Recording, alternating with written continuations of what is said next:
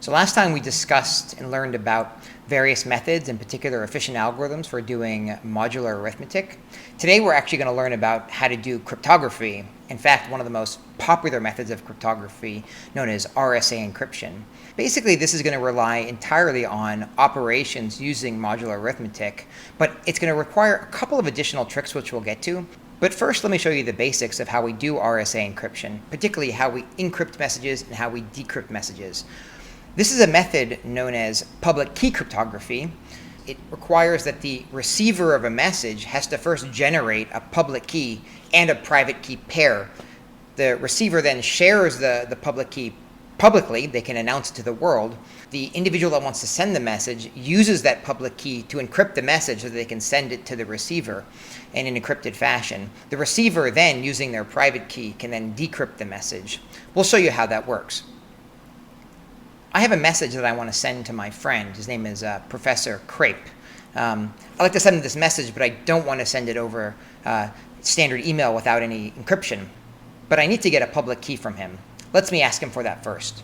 Yeah, so I just got to let this professor know that he has to share a public key with me so I can send him this encrypted message. I got these hackers in my class, and they might be able to read my email, and I don't want them reading this message. It's a very private message, so let's see what he says. Hello, my name is Professor Crape, and I'm doing some very important research. Also, it is very cold here, and also I'm wearing sunglasses. I do not know why I'm wearing sunglasses. It is nighttime, but anyway, I'm wearing sunglasses. Okay, back to my research. Okay, this research, I have to know how to make the croissants. It is very important because during the pandemic, it is difficult to make the croissants at home. It is very difficult. We are now going to learn how to make the croissants. Oh, wait.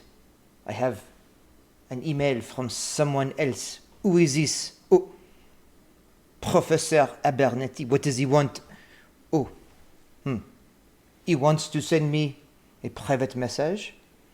A private message. Using the RSA? The public key for RSA. I must make one. Yes, I need to make one. Okay, I now make a public key for RSA.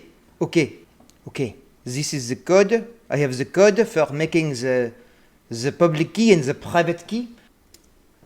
Okay, I now have the public key. I will respond to this gentleman so he can send me this private message. Here we go.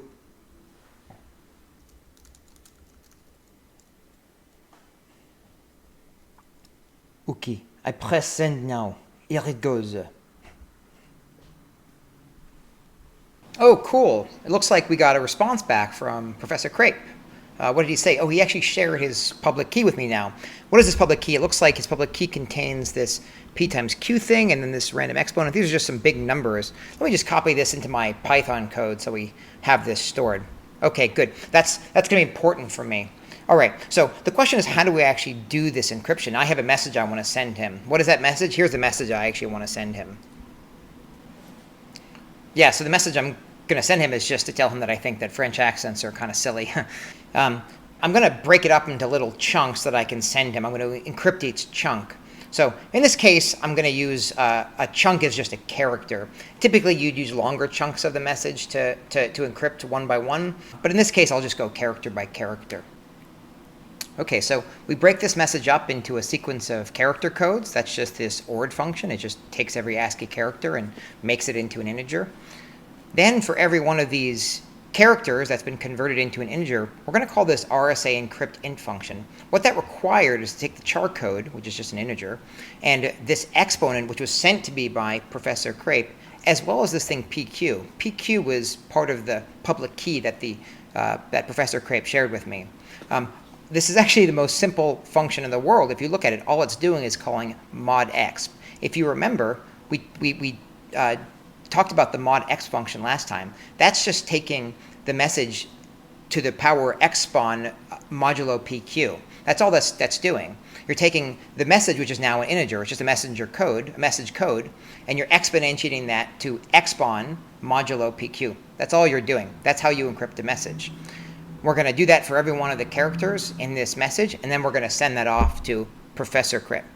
Let's take a look at what that is. Okay, now I have a sequence of these integers. These are the encrypted character codes for this message, right? We're going to copy this, and now we're going to send this to Professor Crypt. Let's do that. Okay, here you go. Here's my email back to Professor Crypt. I'm just sending him the sequence of these encrypted character codes. He's going to receive that, and he'll know how to decrypt it. I cannot wait to make my croissant. Oh, Professor Abernethy has responded. What has he said? Oh, there is an encrypted message. It is a sequence of characters in integer form, but they are encrypted. Okay, let me take these characters. I will put them in the Python. Okay, now what will I do? I need some code to decrypt these messages. Okay, here is the code to decrypt the message. I call the RSA decrypt int on each character, but I need p times q and the exponent inverse, which I generated as part of my private key. Okay, I decrypt every character. I then convert those to ASCII, and now I print out the result.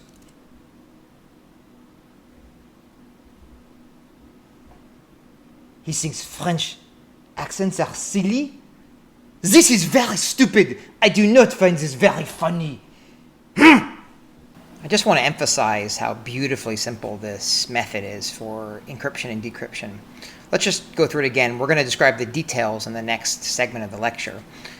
To generate keys for the receiver has to pick two random large prime numbers, right? Once those prime numbers are picked, the receiver then has to produce this exponent, which is basically just a random number, and you have to check to make sure that it's relatively prime to this number p minus 1 times q minus 1.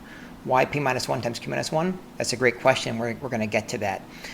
The next thing that the receiver has to do is to compute the multiplicative inverse of this expon. We already learned how to do that in the last lecture. And then the receiver prints out the public and private key. The public key is then shared with the sender, right? You print out this publicly. This thing can be shared with the sender. In fact, it can be shared with the world. It doesn't matter how many people you share this with. The private key you keep private and you keep on your own computer. You don't share that with anyone. Okay, so now you've shared a public key with the world and with the sender. You now want that sender to encrypt a message and then send that encrypted message back to you. How does that work? Well, the idea is very straightforward. The sender has an encrypted message, let's say in integer form. Let's say it's just some large integer. The sender takes the public key, which includes p times q, not p and q. It doesn't include p and q. It includes the product of p and q. It sends p times q over and this expon quantity. The sender then takes their message, which is just an integer form. It does modular exponentiation on the message in integer form. It takes MSG to the expon modulo PQ. That's now the encrypted message. That quantity is now sent to the receiver. You can just send that over email, and you can assume that everyone can read it. Okay, how does the receiver decrypt this message? The receiver receives the encrypted message, which is, again, just a very large integer. That integer is then taken to expon inverse modulo PQ. You just use modular exponentiation, which we learned in the last lecture. You raise encrypted message to the expon inverse, and it turns out that will be the unencrypted message. This will be the plain text message.